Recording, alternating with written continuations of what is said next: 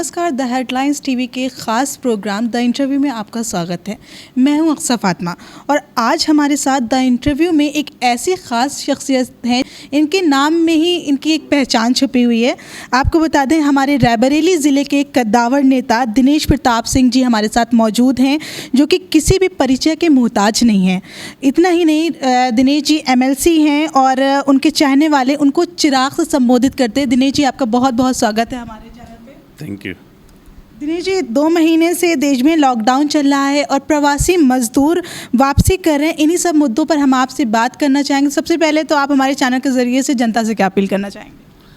बिल्कुल, मैं सबसे पहले रायबरेली वासियों से, देशवासियों से अपील करना चाहता हूं कि ये संकट का दौर है और ये सत्य है कि ऐसे संकट से ना हमारी सरकारें परिचित थीं और ना हम सब परिचित थे।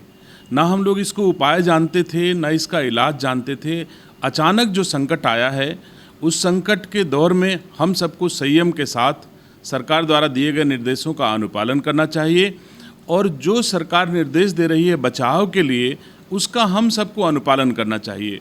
हमको शारीरिक दूरियां बना के रखनी चाहिए, हमको हमेशा मास्क पहन के ही निकलना चाहिए, हमको मीटिंग और इकट्ठे लोगों को नहीं करना चाहिए और निश्चित तौर से हमें भरोसा है, विश्वास है कि देश के यशस्वी प्रधानमंत्री आदरणीय नरेंद्र मोदी जी जिस तरह से पूरे देश में इस महामारी से लड़ रहे हैं, निश्चित तौर से देश जीतेगा, कोरोना हारेगा।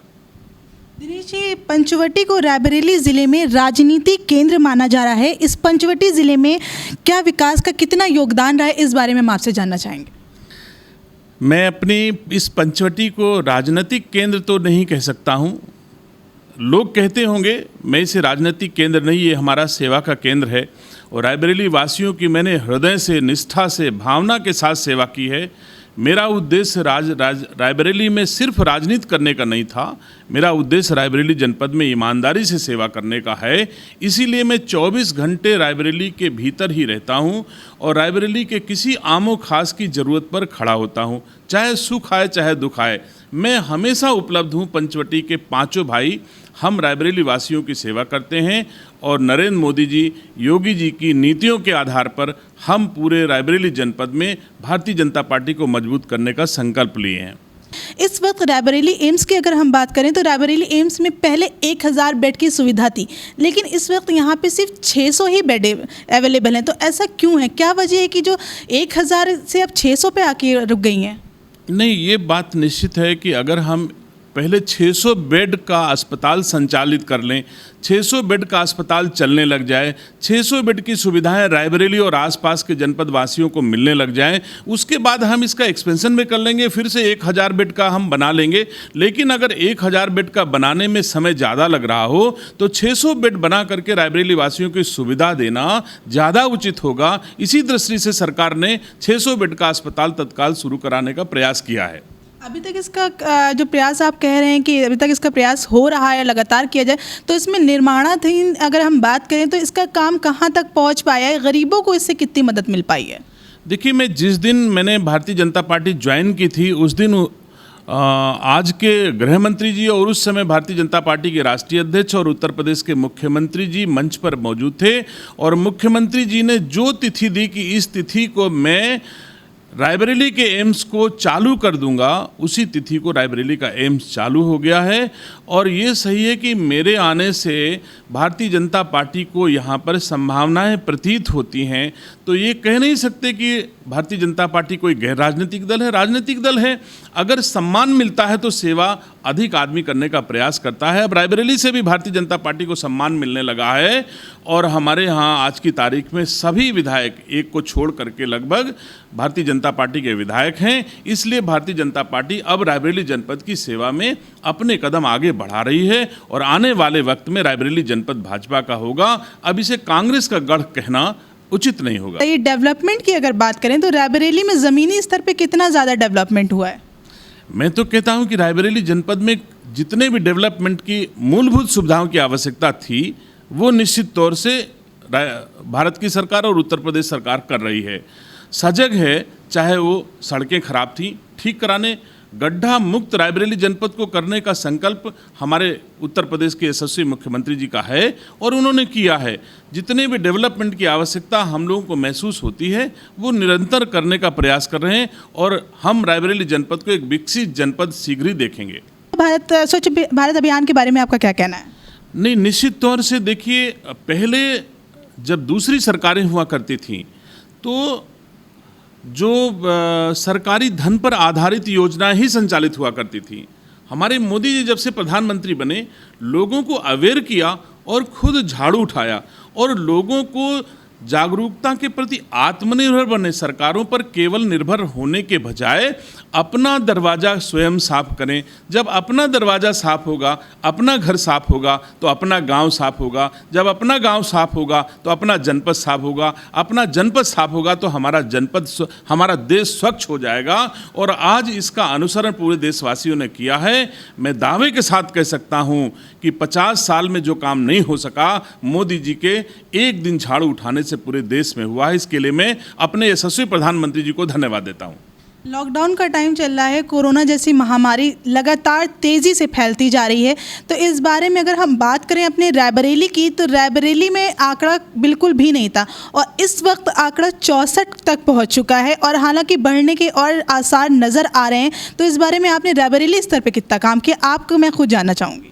देखिए, रायबरेली में कोरोना, मैंने पहले अपने शब्दों में कहा कि कोरोना ऐसी बीमारी है जिससे ना हम परिचित थे ना हमारी सरकारें परिचित थीं। ऐसा संकट इससे पहले कभी किसी ने देखा नहीं था, तो उसके उपाय से कोई परिचित नहीं था। इसलिए हम लोग उसके उपाय ढूंढने में वक्त लग रहा है और लोग प्रयास भी कर रहे हैं। उसके पूरी दुनिया ढूंढ रही कि कोरोना से बचाव के उपाय क्या हो सकते हैं। रही बात हम लोगों को कोरोना से सफ़र लोगों की व्यवस्था करने का, कोरोना से प्रभावित लोगों का किस तरह से इलाज अच्छे से हो सके, कोरोना से प्रभावित लोगों को किस तरह से हम स्वस्थ कर सकें, इसके लिए उत्तर प्रदेश के यशस्वी मुख्यमंत्री ने रायबरेली जनपद में जितना भी आवश्यक था उन्होंने किया। और ये हम कह सकते हैं कि कोरोना से किसी की जनहानि नहीं हुई। एक व्यक्ति की मौत रायबरेली जनपद में हुई है जो कैंसर के कारण हुई है, लेकिन रायबरेली जनपद में किसी की जनहानि नहीं होने पाई है। ये उत्तर प्रदेश के मुख्यमंत्री का प्रयास रहा है। और जो लोग प्रभावित थे, जो बाहर से आ रहे थे, जैसे ट्रेनों से लोग आए, उनकी सुविधा के लिए रायबरेली का आम नागरिक सड़कों पर उतर के चाहे पूड़ी खिलाना हो, चाहे राशन बांटना हो, चाहे नगद देना हो, लोगों ने खूब प्रयास किया। मैं रायबरेली के आमों खास को धन्यवाद देना चाहता हूं आपके माध्यम से कि कोरोना की महामारी के समय रायबरेली जनपद में कोई भूखा नहीं रहने पाया। ये रायबरेली वासी बधाई के पात्र हैं। सर, इस समय अगर देखा जाए तो लॉकडाउन के टाइम पे मजदूर पूरी तरह से मजबूर हो चुका है। इतनी ज़्यादा जो पॉलिटिक्स हो रही है वो सिर्फ मजदूरों पर ही क्यों हो रही है? कि जिस ओर आपका इशारा है, निश्चित तौर से उनके पास राजनीतिक महत्वाकांक्षा तो है, लेकिन राजनीतिक योग्यता नहीं है। प्रियंका गांधी को रायबरेली ने बड़े करीब से देखा है। वो राजनीतिक रूप से पूर्णतया अयोग्य व्यक्तित्व हैं जो असफल होने के कारण हीन भावना उनके अंदर घर कर और वो ऐसे एक्ट कर रही हैं। मैं पूछना चाहता हूं प्रियंका गांधी से कि जिस राजस्थान से उन्होंने बसें बॉर्डर पर भेजी थी, क्या राजस्थान में उत्तर प्रदेश का व्यक्ति नहीं था? क्या महाराष्ट्र में उत्तर प्रदेश का व्यक्ति नहीं था? क्या पंजाब और छत्तीसगढ़ में उत्तर प्रदेश के लोग या प्रवासी लोग अथवा मजदूर और परेशान लोग नहीं थे? अगर उन खाली बसों से, उन अपने शासित राज्यों से लोगों को भर करके उत्तर प्रदेश के लोगों को सीमा पर लाती और कहती कि मैं इनको उत्तर प्रदेश में प्रवेश चाहती हूँ, इन राज्यों में रहे हैं, तो निश्चित तौर से उचित महसूस होता। लेकिन ये कहना कि योगी फेल हैं, हमसे बस ले लो, आप ये कितना उचित है? अगर कोई आदमी, योगी आदित्यनाथ जी भी मुख्यमंत्री हैं देश के, हैं संत, इसमें कोई डाउट नहीं, लेकिन ये भी सत्य है वो एक राजनीतिक व्यक्तित्व भी हैं। कोई राजनीतिक व्यक्ति कैसे मान लेगा कि हम फेल हैं और प्रियंका गांधी जी पास हैं? प्रियंका गांधी जी सक्षम है मजदूरों की मदद करने में और योगी जी अक्षम हैं लोगों की मदद के लिए। ऐसा साबित करने का कुत्सित प्रयास प्रियंका गांधी के द्वारा किया गया, जिसमें वो मुंह की खाई हैं। उन्होंने रायबरेली जनपद में पूरी तरह से गंदी राजनीति की है। कभी सेवा का भाव उनके मन में नहीं था। सिर्फ रायबरेली के लोग गली कूचे में प्रियंका गांधी को झूठ का पुलिंदा कहते हैं। उनसे झूठा आदमी राजनीति में मैंने कोई आज तक देखा नहीं है। सॉरी, राहुल गांधी जी अभी कुछ दिन पहले आपने देखा होगा सड़कों पे उतरे, उन्होंने मजदूरों का हाल जाना। तो बीजेपी सरकार में से कौन सा नेता कितना सड़कों पे उतर के आया, उन्होंने गरीब मजदूर का हाल जाना? देखिए, यही तो सिस्टम है। बीजेपी का नीचे से लेके बूथ अध्यक्ष तक का कार्यकर्ता सफरर लोगों के साथ खड़ा है, हाल चाल जान रहा है, जगह जगह काम कर रहा है। और जो सुपरविजन का काम है वो हमारे बड़े नेता कर रहे हैं। और उनके संरक्षण में हर जनपद का, हर प्रदेश का बीजेपी का कार्यकर्ता लगातार लोगों की मदद करने में जुटा हुआ है। तो ये कहना कि हमारे नेता कौन पूछने आए, हम तो घर घर गली गली हमारे भारतीय जनता पार्टी के लोग। आपकी बात काटूंगी, आपने कहा कि बड़े नेता काम कर रहे हैं। अगर बड़े नेता राहुल गांधी जो हैं वो छोटे मोटे नेता में से नहीं आते, वो भी एक बहुत बड़े कांग्रेस के में से आते हैं। तो मैं इसी बारे में जानना चाहूँगी कि कितना ज़्यादा बड़े नेताओं में सिर्फ एक का आप मुझे नाम बता दीजिए कि कौन उतर के सड़कों पर आया, उन्होंने मजदूरों का हाल जाना। मैं पूछता हूं कि राहुल गांधी सड़कों पर उतर के आए क्यों?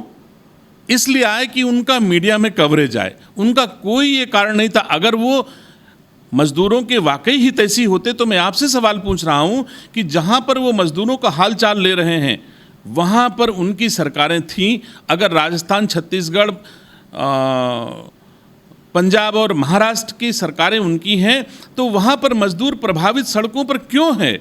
अगर वो हालचाल वाकई उनके हमदर्द हैं तो उनको बसों में बैठा करके उत्तर प्रदेश क्यों नहीं भेजा? अगर उत्तर प्रदेश की प्रभारी प्रियंका गांधी हैं, उनके दिल में उत्तर प्रदेश के मजदूरों का दर्द है, तो अपनी सरकारों से खाली बसें क्यों उत्तर प्रदेश भेजी? उनको उत्तर प्रदेश के लोगों को राजस्थान से भर के लाई क्यों नहीं लाई? तो निश्चित तौर से ये पॉलिटिकल स्टंट है और वो अपना पॉलिटिकल फायदे के लिए राहुल गांधी कभी मजदूरों से बात करते हैं और प्रियंका गांधी कभी बॉर्डर पे बसें भेजती हैं। हम लोग इस समय संकट की घड़ी में भारतीय जनता पार्टी राजनीति नहीं कर रही है। ईमानदारी से देश के मजदूरों को, देश के कामगारों को उनके साथ खड़ी है, उनके दुख के साथ खड़ी है। और जैसे उत्तर प्रदेश में लोग पहुंचते हैं उनको राशन दिया जाता है, उनके इलाज की व्यवस्था की जाती है, उन्हें घर तक पहुंचाया जाता है। लेकिन ये सही है कि एकदम से अगर सारे लोग आ जाते तो यहाँ पर कोरोना का वो बढ़ जाता, संक्रमण बढ़ जाता। इसलिए लोगों को ला के पहले क्वारंटाइन की व्यवस्था की गई, उसमें थोड़ा वक्त जरूर लगा। इसके लिए मैं प्रदेशवासियों से, मजदूरों से माफ़ी मांगता हूं कि हाँ, सरकार को व्यवस्था करने में थोड़ा सा विलम्ब हुआ। लेकिन जब से सरकार व्यवस्थित हो गई है, रोज़ 2 लाख मजदूर उत्तर प्रदेश लाए जा रहे हैं। हिंदुस्तान के किसी भी राज्य में कोई मजदूर अब परेशान नहीं रहेगा, उत्तर प्रदेश का व्यक्ति कोई परेशान नहीं रहेगा, उसे लाया जाएगा। सर, आखिर क्या वजह है कि धीरे धीरे रायबरेली से कांग्रेस गढ़, अमेठी से कांग्रेस बिल्कुल ख़त्म, रायबरेली से कहीं ना कहीं कांग्रेस ख़त्म। आप भी खुद एक इतनी अच्छी शख्सियत हो कि आपका बहुत नाम था कांग्रेस में, आपने ख़त्म करके बीजेपी में आपने ज्वाइन किया। और आज अगर हम हाल ही की बात करें, 3-4 दिन पहले अदिति सिंह जी, उन्होंने भी अपना कांग्रेस उनके यहाँ से बिगड़ रहा है, उन्होंने छोड़ के वो भी बीजेपी की तरफ उन्होंने अपना रुख इख्तियार कर लिया है। आखिर क्या ऐसी वजह है?